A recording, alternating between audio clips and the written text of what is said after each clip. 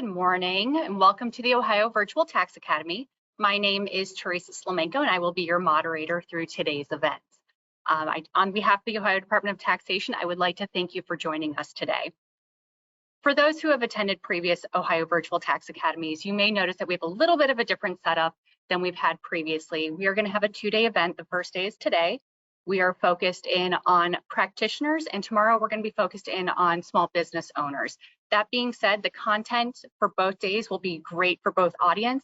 The difference is that today we're going to be focusing on practitioners, and we're also going to be offering some continuing education credit. Those credits are for Ohio CPAs and Ohio attorneys. So through today's event, we're going to be looking, if you are seeking continuing education credits, we're going to be looking at your attendance in a couple different ways. The very first way is the total time that you're in the webinar. So if you happen to be in the webinar, you get this orange bar across the top of your screen that says you're having a connection issue. Please refresh your browser. A lot of times that's going to fix your issue. If not, please close your browser and rejoin as soon as possible.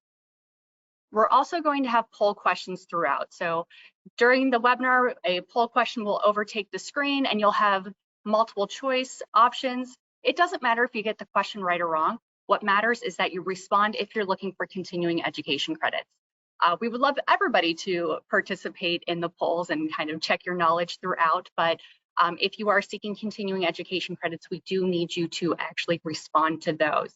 If you're having continued connection issues, I'm going to drop a message in the chat to everybody with an email address. You can reach out to us directly and let us know that you're having issues. That email address is going to be ovta@tax.ohio.gov. And again, I will drop that in the chat in just a minute. On May 30th, we will be able to finish up all of our continuing education credits calculations, and we will be issuing those credits by that time. CPAs, we will be emailing you using the email address you used during registration. And for our attorneys, we will be uploading credits directly to the Supreme Court's website on your behalf. Also, throughout today's webinar, we are going to have subject matter experts behind the scenes answering questions. We do have a lot of people on today's event, so if you submit a question, please be patient with us as we respond. Again, we have a lot of people, so we want to respond to everything, but we may need a little bit of time before that. So at this point, I am going to turn it over to Commissioner Patricia Harris for her words of welcome.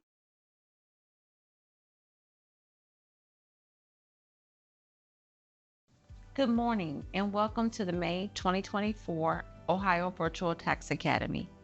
My name is Patricia Harris and I'm the Tax Commissioner for the state of Ohio. At the Ohio Department of Taxation, our mission is to provide education, outreach, and exceptional service. The goal of the OVTA is to ensure you have an understanding of your tax responsibilities, Ohio tax laws, that you have the resources needed to manage your taxes. I hope our sessions accomplish all of this and more. Thank you again for joining us, and I hope you have a great day.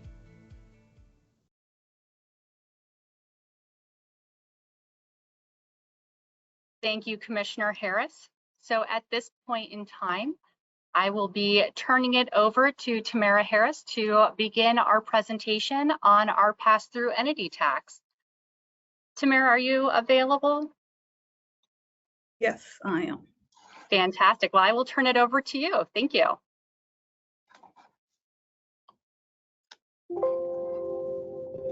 Good morning. Get my slide up just a moment.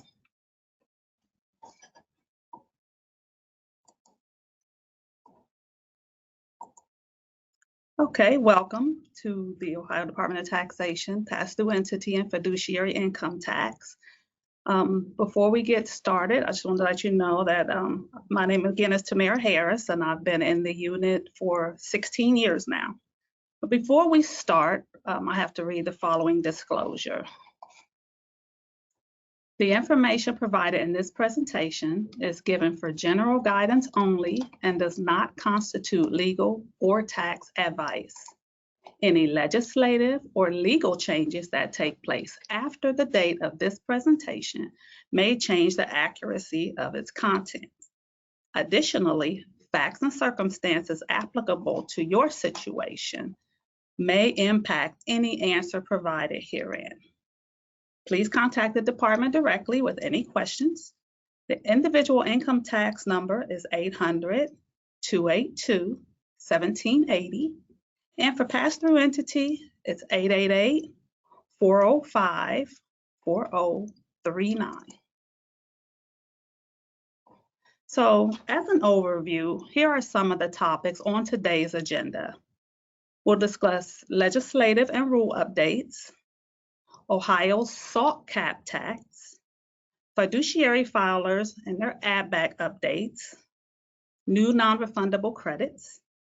Also, we'll review some quick facts and reminders about the IT 4738, filing season updates, expediting refunds and minimizing notices. We'll also review compensation and guaranteed payments, as well as related member add-backs. What is the electing pass-through entity income tax that was enacted in 2022? The first item we'll discuss here is the SALT cap. This cap, the SALT cap, or state and local tax cap, which is the electing PTE income tax presented on the Ohio IT 4738 tax return, again was enacted in 2022. This is an entity level tax return. The other pass-through entity tax returns, which are the IT 1140 and the IT 4708, are not entity level tax returns. The taxes imposed on an entity are deductible in computing the federal adjusted gross income and thus are not limited by the SALT cap. Itemized deductions for state and local taxes are limited to $10,000. Taxes paid by an entity on behalf of shareholders are itemized deductions and thus are subject to the SALT cap. In order to elect to file this tax return, the entity has two options. They can complete a timely filed IT 4738 or complete the EPTE form. It is imperative to note prior to making an election the following details. The election is binding on all owners. The election is irrevocable for the taxable year. A disregarded entity may not make this election. And once the election is made, the entity cannot file the IT 4708 or the IT 1140. Adjustments reported to the income listed in Revised Code 573340 A2 through A7 apply. The entity cannot take any credits that the owners may claim on their IT 1040. For example, the joint filing credit or the small business deduction of retirement credits, etc. This includes PTE credits received via Ohio ITK 1.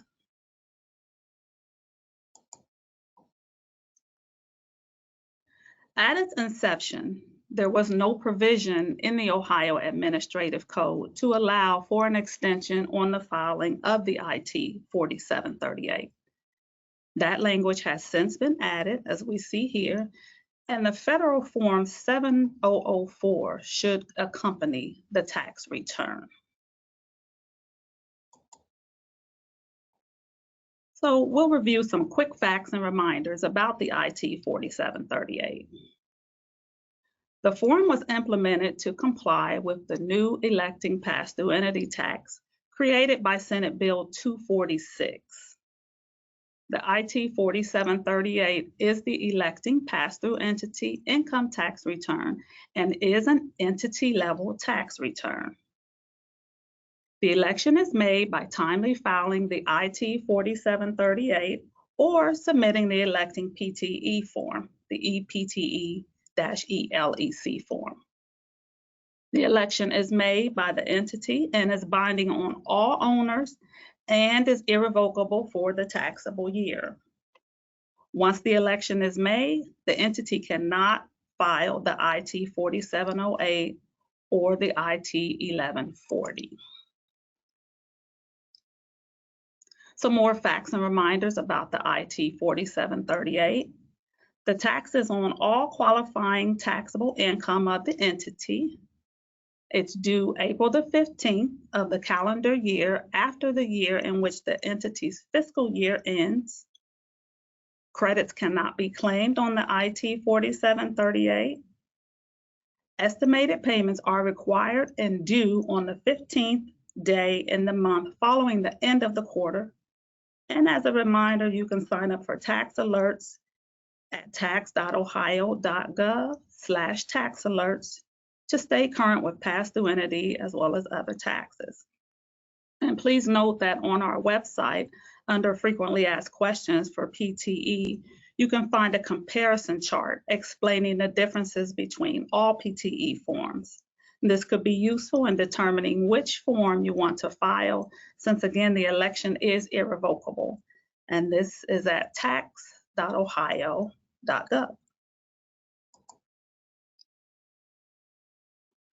When House Bill 33 was enacted, a new requirement was made for IT 1041 filers that pay taxes to other states meant to comply with IRS Notice 2020-75. In 2023, line 24A was added on the IT 1041 to accommodate this, as we see here presented on the slide.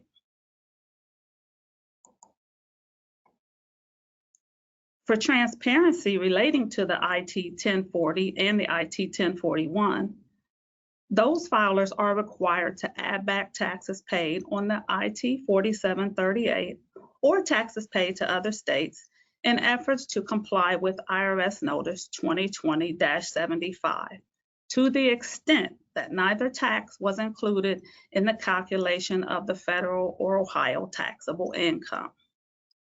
A new add-back schedule was created in 2023 to be used in conjunction with the IT 1040, the IT K1. And here is a copy of the new add-back schedule. The two main sections are direct taxes and indirect taxes. The first section we see is for direct taxes, paid either on the IT 4738 or paid to other states by the entity that is completing this schedule. The second section then is for indirect taxes paid, either on an IT 4738 filed by another entity or paid to other states as part of another state's SALT cap tax / entity level tax. This section then would be for an entity that is completing this schedule on behalf of their direct owners who receive their proportionate share of taxes that were paid by an entity that they were invested in. Line 3 then is the total of IT 4738 taxes paid, and line 4 is the total tax paid to other states.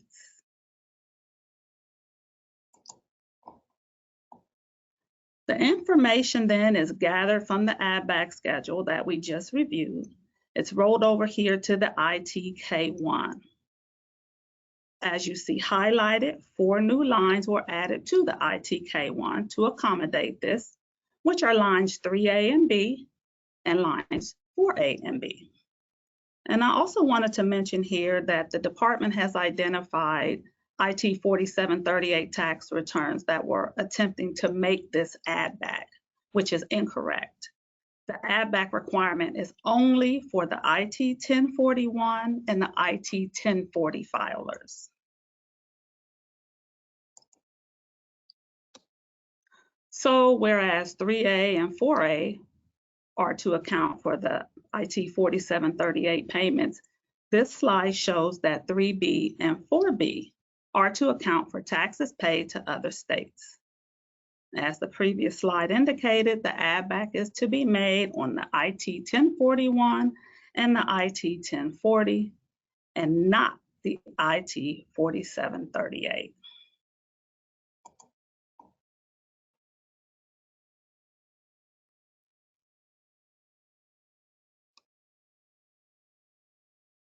Now All we'll have right. Tamara, were you planning on reading the poll questions? I can, or I can just provide the answer. Okay, well, why don't I read them and then you can provide the answer for us.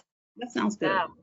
Which return requires the add back for the owner's proportionate share of the amount of SALT paid? Is that the 1140, the 4708, the 4738, and the 1040, or the 1041 and 1040?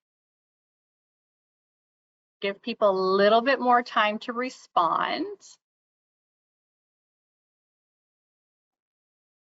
You remember, everybody, you don't actually need to get it right to get continuing education credits. We just need you to press a button. We will give you the answers. Make sure that everybody's on the same page.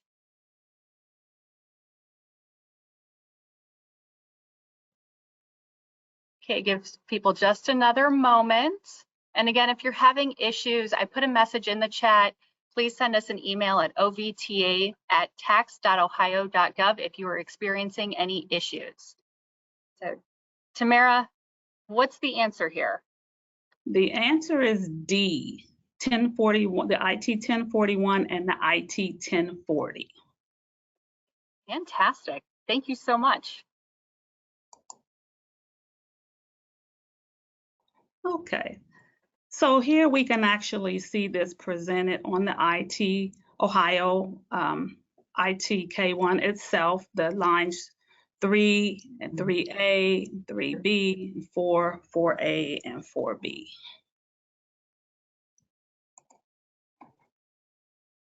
Now we'll discuss some new non-refundable credits. Non-refundable credits for periods beginning in tax year 2023. We have the Welcome Home Ohio credit at revised code 122-633 and 5747-98. Credit for sale or lease of agricultural assets to a beginning farmer, revised code 5747-98 and 5744-77A. Ohio Low Income Housing Credit at revised code 175-16 and 5747-83, and the Affordable Single Family Housing Credit at revised code 175-17 and 5747-84. Now for PTE, these credits can only be claimed on the IT 4708 and the IT 1041. Although these are new credits, in 2022, House Bill 95 introduced the credit for sale or lease of agricultural assets to a beginning farmer. However, the credit did not begin until taxable year 2023.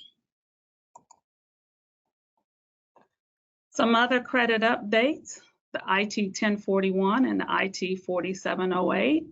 We have the scholarship donation credit at revised code 5747-73. House Bill 33 modified the existing scholarship donation credit.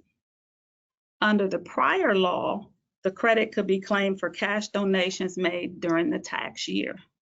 Beginning in tax year 2023, the credit can be claimed for donations made on or before the April 15th return due date. The same contribution cannot be used to claim the credit in 2 years. Additional credit updates for the IT 1041 regarding the resident credit at revised code 5747-05. Changes to the resident credit applicable to estates as it relates to other states' SALT cap taxes.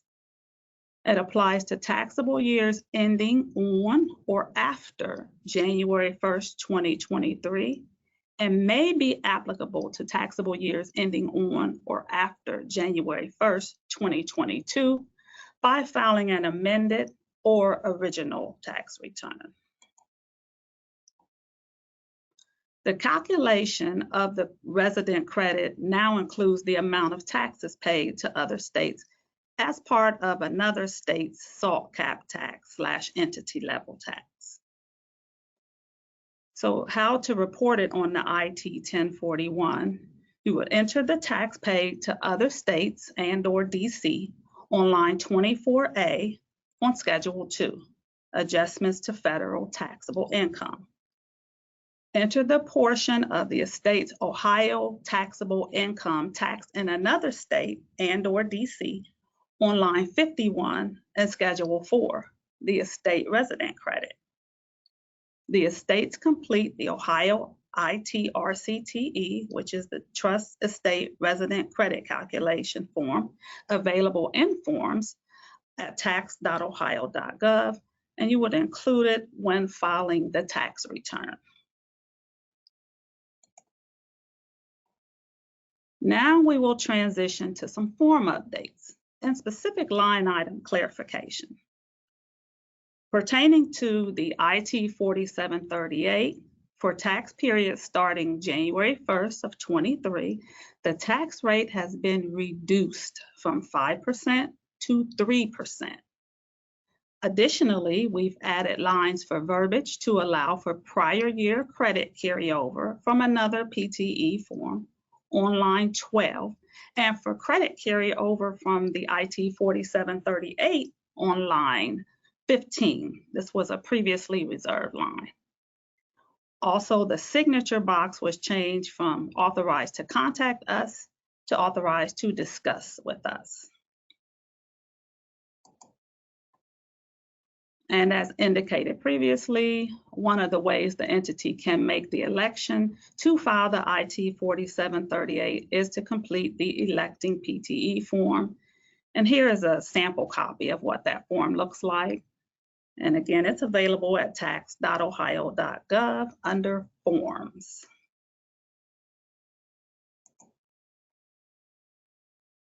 For the IT 1041, there were adjustments to the tax brackets, and they were reduced from 5 brackets down to 4. The highest tax rate has been reduced from 3.99% to 3.75%. And for taxable year 2024, it will be further reduced to 3.5%.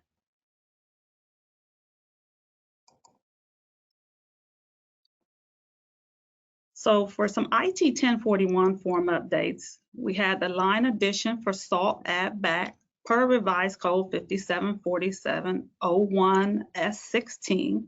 And again, this is where we added the new line 24A. Also line 28, now reserved, Internal Revenue Code 168K and 179 depreciation expense add back repealed in House Bill 33. This will be discussed a bit more in our legal presentation at the end. And also, this update only applies to the IT 1041 and not to any other PTE tax returns. Also, previously, line 49 was for the vocational job credit. The name for this credit has since been changed to Credit for Work-Based Learning Experiences. Although the Ohio Adoption Credit was repealed, prior carry forwards can still be utilized and will be reported on this line as well. Additionally, the signature box was updated from contact us to authorize to discuss with us. Now we will discuss the IT 1140 form updates. The tax rate was reduced to 3% for all qualifying owners and beneficiaries. Also, the credit carry forward line was added to account for any credit carry forward from the IT 4738. And additionally, the signature box was changed from authorized to discuss to contact us to authorized to discuss with us. On the IT 4708, the tax rate was reduced from 3.99% to 3.75% for taxable year beginning 2023, and it will be reduced further to 3.5% for tax year beginning 2024. Also, the credit carry forward line was added to account for any credit carry forward from the IT 4738. And once again, the signature box on all the PTE returns was changed from authorized to contact us to authorized to discuss with us.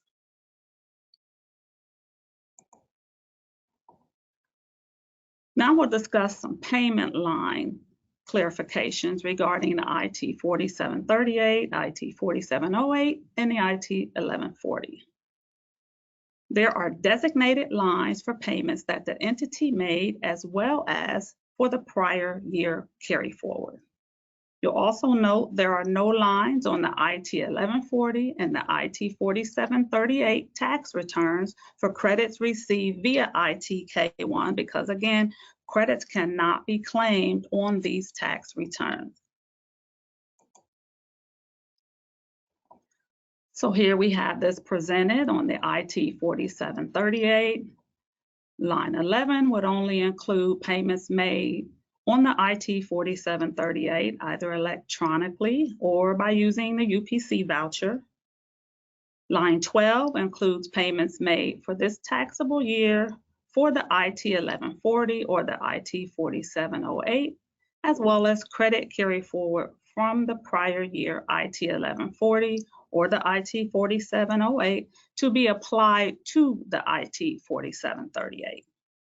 And line 15 includes prior year credit carry forward from the IT 4738.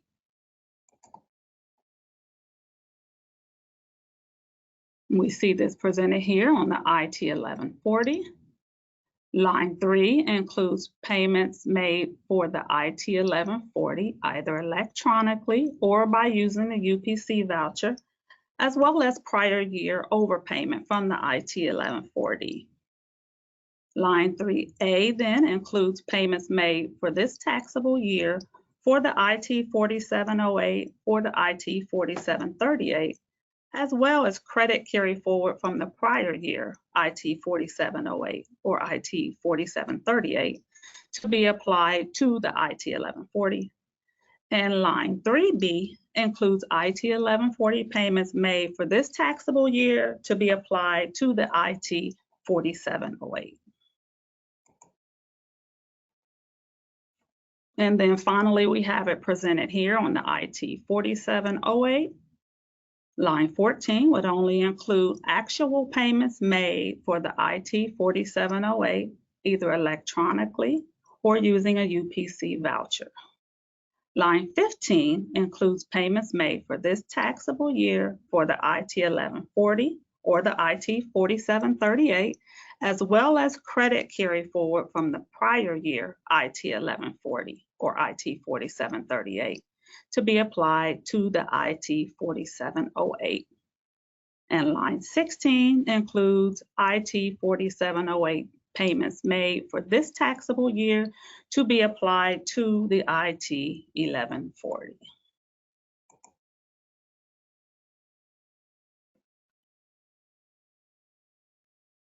All right, it looks like it is time for our next poll question. So the question is, can a pass-through entity that makes 1140 estimated payments claim those payments on an IT 4708 instead? And the options are yes, the entity can claim those payments on the IT 4708, or no, the payments cannot be applied to the IT 4708 return. So we'll give people a few more seconds to respond. Again, for continuing education credits, we just need you to select an option. We'll give you the right answer in just a moment. In case anybody is a little confused, we'll clarify that in just a moment. But if you are seeking continuing education credits, we do need you to select an option. And if you are having connection issues, again, please send an email to ovta@tax.ohio.gov.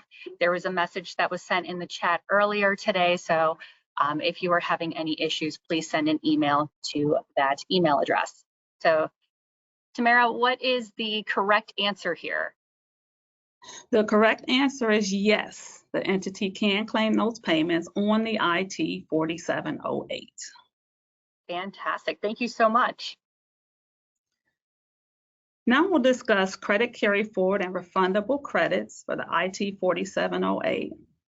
We wanted to mention that line 18 is for the prior year IT 4708 overpayment credited to 2023, and line 19 is for total refundable credits from Schedule 5.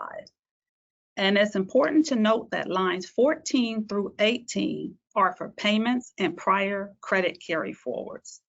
Line 19 is derived from Schedule 5, which is refundable credits, including any credit for K1s that the entity received. They will be listed on line 19 and not on one of the payment lines.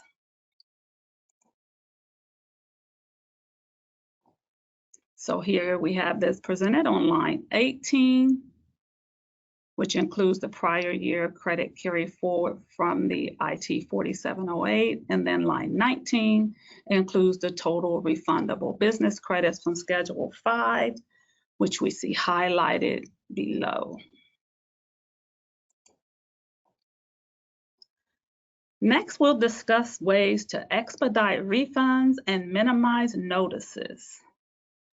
The PTE fiduciary income tax registration form should be completed and remitted by first-time filers either prior to making any payments or with the first payment.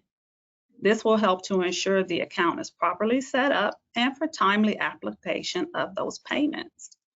When there is no account established, the payments aren't able to be applied anywhere, which can ultimately result in a refund reduction or denial. And this form can be accessed at tax.ohio.gov under Forms. When submitting forms or correspondence, verify to ensure the entity address and name are correct. If the address needs to be changed, this can be done by downloading and remitting a completed business address update form, which can be accessed on our website under Forms, or by simply checking the update address box on the tax return, as we see highlighted here. In addition to confirming the address is correct, the entity should also make sure that the name is correct. If there was a name change, Federal Form SS4 and/or supporting documentation from the Secretary of State must be remitted to the department before it can be updated. Additionally, we cannot issue refund checks directly to investors, regardless of where the funds come from. Once the payment is made on behalf of the PTE, it is the PTE's money. Once a refund check is issued, the department cannot change the name on the check. But for this reason, it is imperative that the entity and/or trust not close the bank account prematurely. Also, refund checks are only valid for 90 days, after which point you must request it to be reissued. If the refund was issued for more than the amount expected, it may have included interest.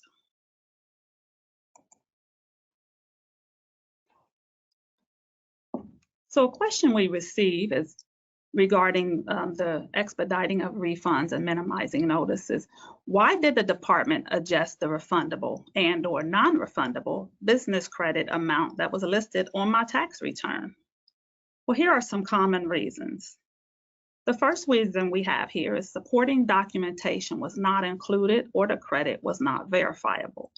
So either we didn't get the supporting documentation for the credit or we were simply not able to verify it. A full or partial distribution was made by the trust. Revised Code 574702C3 indicates that the credit must follow the income. The third bullet, the entire income to support the credit amount was not included in the filing of the IT 4708. So if the entity is owned 50-50 by a resident and a non-resident, and only 50% of the income is included on the tax return, then the entity is only entitled to 50% of the credit. And finally, credits not allowed on the return that was filed. So again, credits cannot be claimed on the IT 4738 or the IT 1140. Now we'll discuss some common questions regarding compensation and guaranteed payments, as well as related member add-backs. So the first question is, why does the PTE have to add back compensation and/or guaranteed payments? Per Revised Code 573340A7, guaranteed payments and compensation paid to investors by a qualifying entity are considered a distributive share of income of the qualifying entity. It applies to such payments or compensation paid to an investor who at any time during the qualifying entity's taxable year holds at least 20% direct or indirect interest.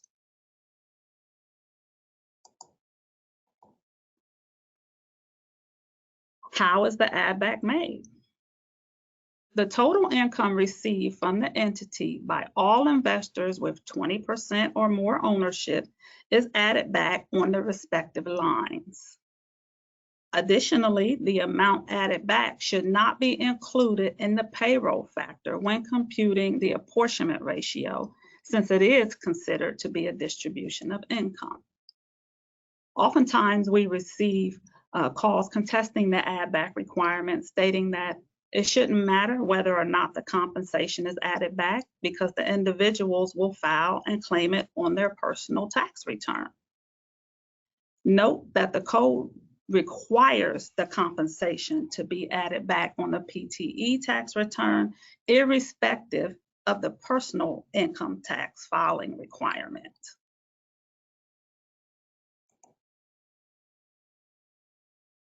And here we see it presented on the IT 1140, lines 14 and 15 for guaranteed payment and compensation add back. On the IT 4708, line 29 and 30 are for guaranteed payments and compensation add back. And finally, on the IT 4738, line 25 and 26 are for guaranteed payments and compensation add back. What is a related member? Per Revised Code 573340P, any person to whom or from whom there is an attribution of stock ownership under Internal Revenue Code 1563E and who owns at least 40% of the pass-through entity. So for example, if Johnny owns 40%, but his wife Pam only owns 1%, his compensation is added back. And if she also had wages, it would also be added back, but under related member. The second bullet, any individual investor or the investor's spouse, child, grandchild, or parent, if combined, they own at least 50% of the PTE.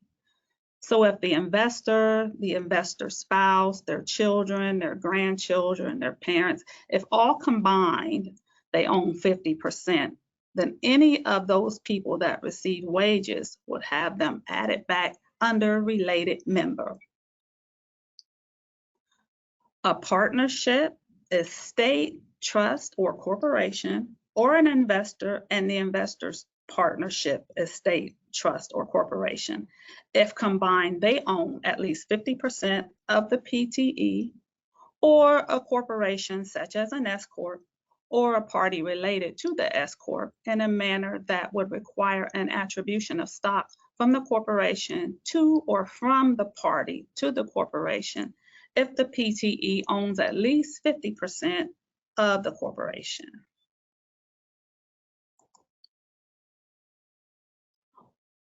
What types of ownership are used to determine a PTE's related members?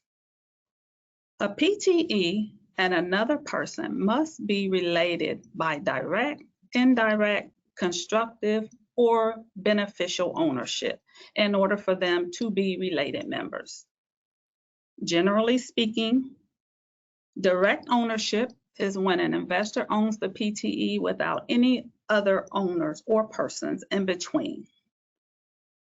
Indirect ownership is when an investor owns a PTE that owns another PTE or trust.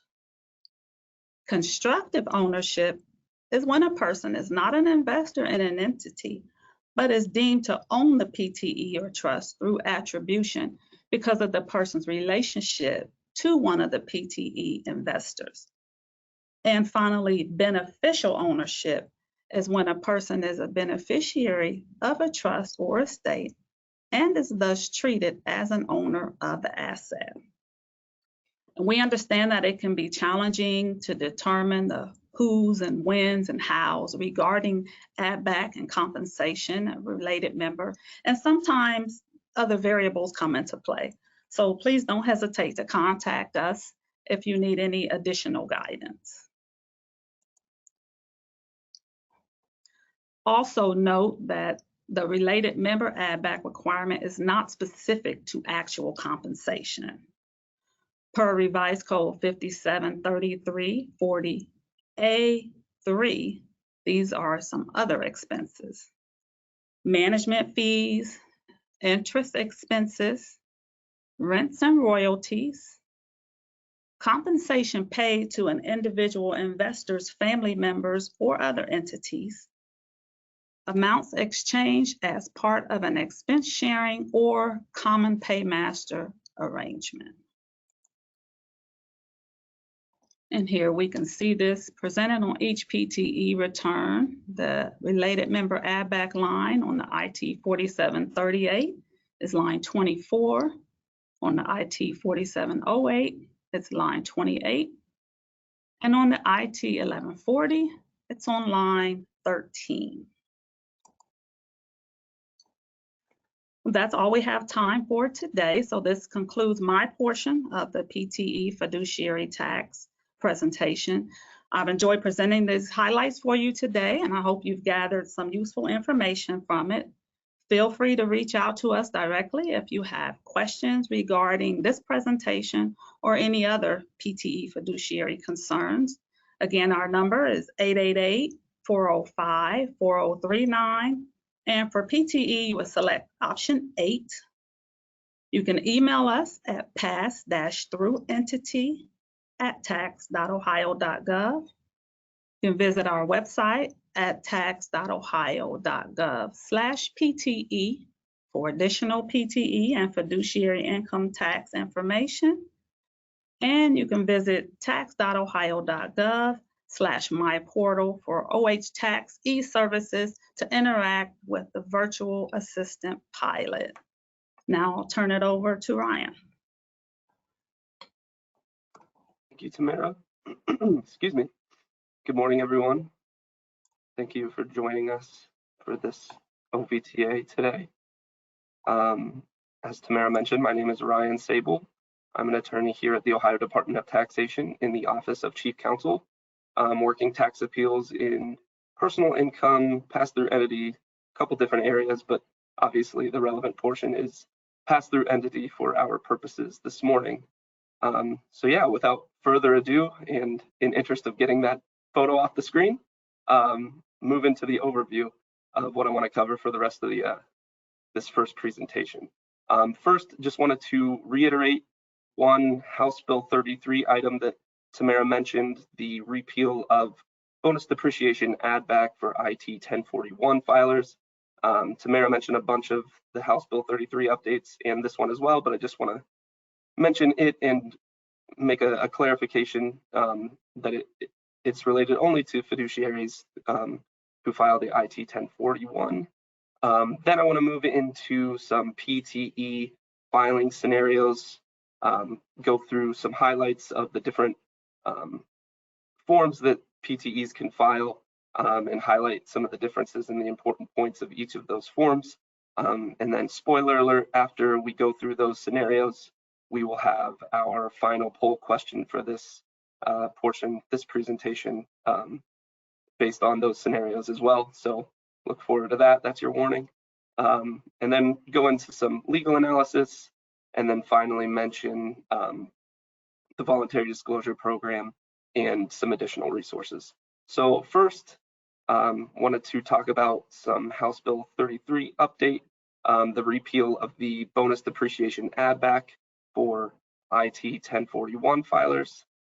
So this was effective October 3rd of 2023. House Bill 33 removed the requirement for trusts and estates to add back IRC Section 168K bonus depreciation and IRC Section 179 expenses.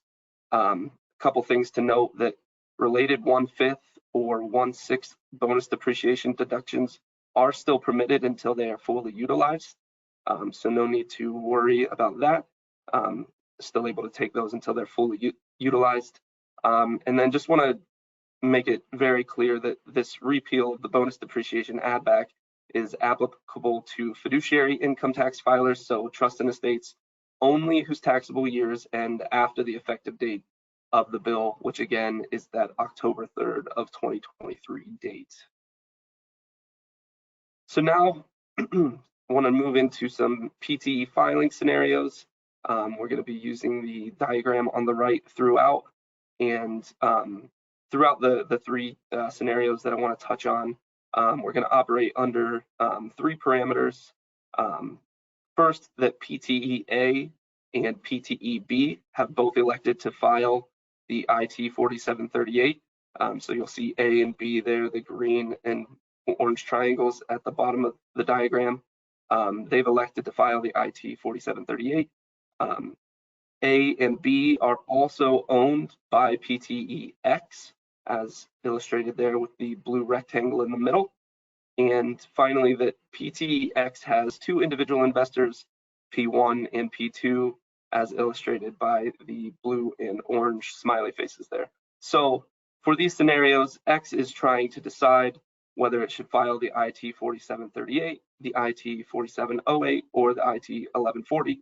So we'll kind of highlight the important parts of each of those three scenarios. First scenario here, X is going to file the IT 4738. So in this scenario, the tax base is all qualifying income, including its distributive share of income from PTE-A and PTE-B. As Tamara mentioned, and we want to make clear, the 4738 filers are not able to take credits on the 4738. So in this scenario, because X is also filing the 4738, it is not able to take credits for tax paid by A and B on that return. So X will pass the credits from A and B to P1 and P2 using line 4 of the ITK1, and the relevant portion of the K1 can be found there at the bottom right.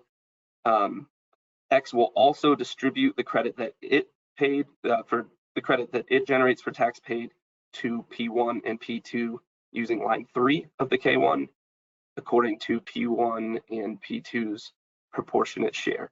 I want to note here that if P1 and P2 then file the IT 1040 to claim those direct and indirect PTE credits, they must also add back their proportionate share of tax paid by A, B, and X to the extent that it wasn't included in Ohio or federal adjusted gross income, and they will do that on line 2 of the Ohio schedule of adjustments. Second scenario here is X is going to file the IT 4708. So again, we've got PTE-A and PTE-B electing to file the IT 4738. X is now going to file the 4708, and X owns A and B, and X has individual investors P1 and P2. In this scenario, X is able to claim the credit for tax paid by A and B.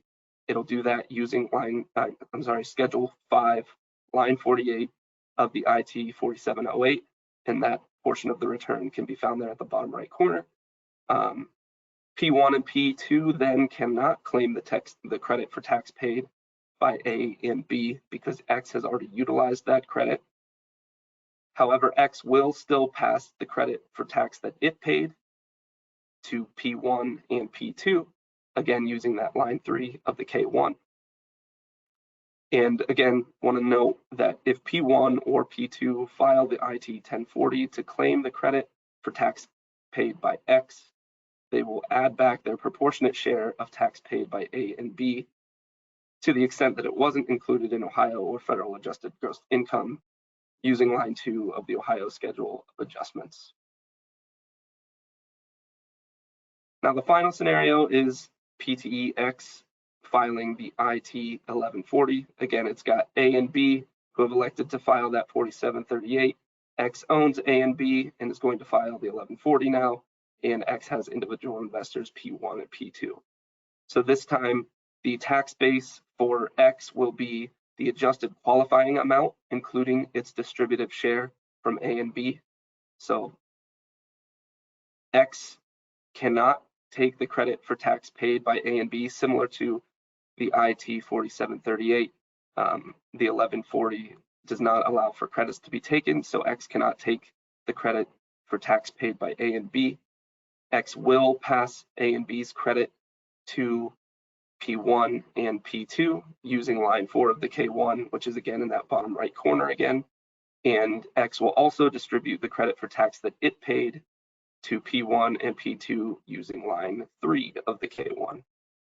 And again, finally, to note, P1 and P2, if they file their IT 1040 to claim those credits, they must also add back their proportionate share of tax paid by A, B, and X to the extent that it wasn't included in Ohio or federal adjusted gross income using line 2 of the Ohio schedule of adjustments. So now, as promised, we move into our third poll question. All right, thanks, Ryan. So the question that should be popping on everybody's screen shortly is, on which return can PTE-X claim credit for PTE tax paid on the IT 4738 by PTE-A and PTE-B? So we'll give everybody a few more minutes to respond. Again, if you're seeking continuing education credits, we just need you to select an option. Ryan will give us the answer in just a moment, but we do need you to select a choice. If you are experiencing connection issues, please send us an email at ovta@tax.ohio.gov. Again, that is ovta@tax.ohio.gov. And there was a message put in the chat with that email address. So we'll give you another few seconds. We have most of the responses in, but we still have a few people dropping some answers in. Okay, Ryan, what is the correct answer here? Which return? The answer here is the 4708. So as we've discussed, the 4738 and the 1140 both do not allow for credits to be claimed, so we're left with IT 4708. Thank you so much. So now let's move into some legal analysis, talking about business income and how it relates to pass-through entities. So we'll just run through a hypothetical. The hypothetical here is that we have a company who's in the primary business of producing widgets, but also purchases and holds real estate for investment purposes. That company sold some of that real estate and reported the income from the sale of the real estate on line 4 of its IT 4708 as non-business income.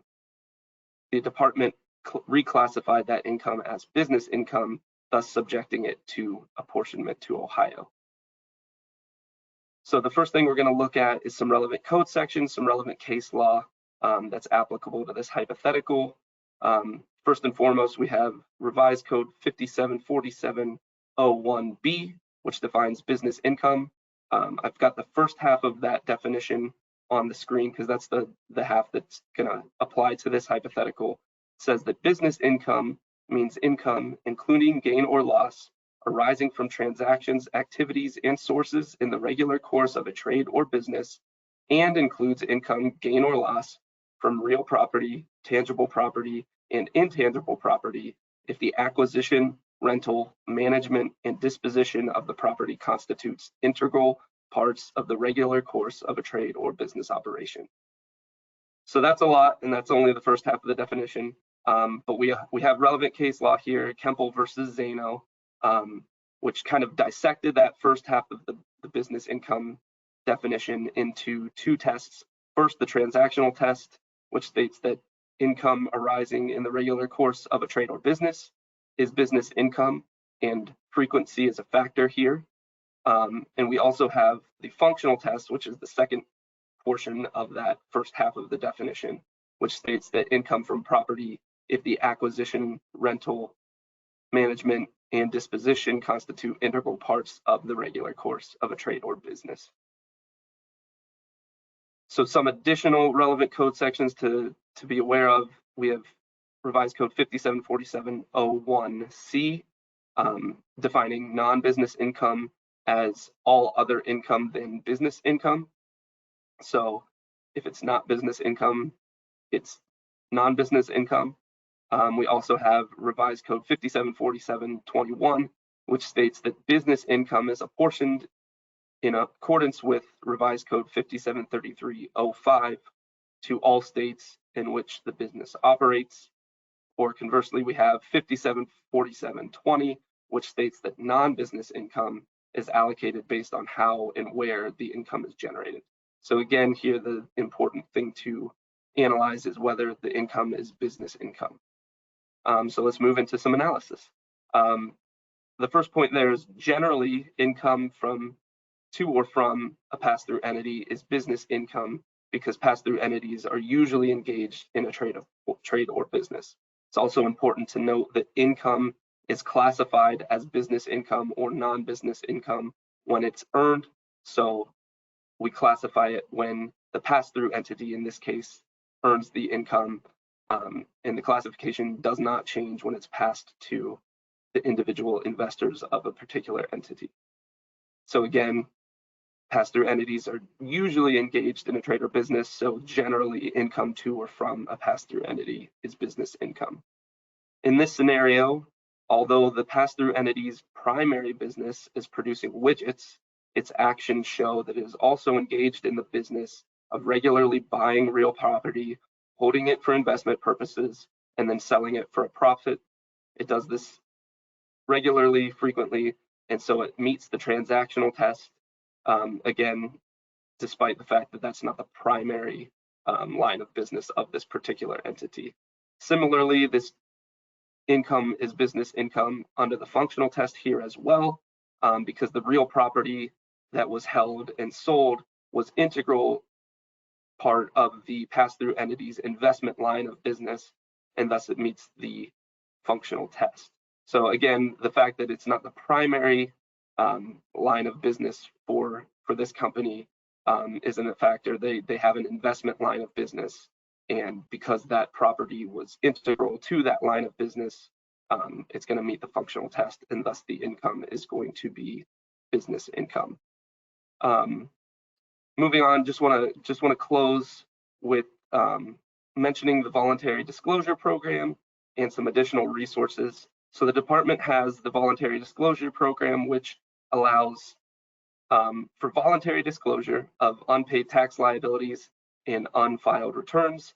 So there's both a PTE program and a fiduciary income and school district income program. So if this sounds like something that might be applicable to you or a client or something that you want to learn more about, we've got a link there to the department's website that has a bunch of helpful information about that. So please visit that for more info about the voluntary disclosure program. And then finally, wanted to point out some additional resources. There's a whole area of the department's website dedicated to PTEs and fiduciaries. It's got a bunch of helpful resources, including FAQs, information releases, much more. We've got it linked there. If you want to follow that link, it'll take you to the PTE portion of our website, and hopefully you'll find all the resources you need, and hopefully everything will be helpful to you. And then finally, we encourage everybody to sign up for tax alerts. It's a great way to get up-to-date info as it's released. And if you want to do that, there's a link there to join. And then also I included a link for archive topics if you want to look back and see what alerts we've put out for PTE in the past. You can do that as well. So with that, I think we are just about at our time limit. We've got a couple minutes, but I will pass it back to Teresa. Just want to say thank you to everybody for joining us and giving us the opportunity to present. Really appreciate it. So Teresa, back to you. Thank you, Ryan. I know we had a lot of questions come through from the audience, so they appreciated the information that you and Tamara provided to us. So thank you both. And we are going to start our first break of the morning. We will return at 9:45. During that time, you'll just see this message saying break until 9:45. We will have no cameras on or audio, so please hold for us until 9:45.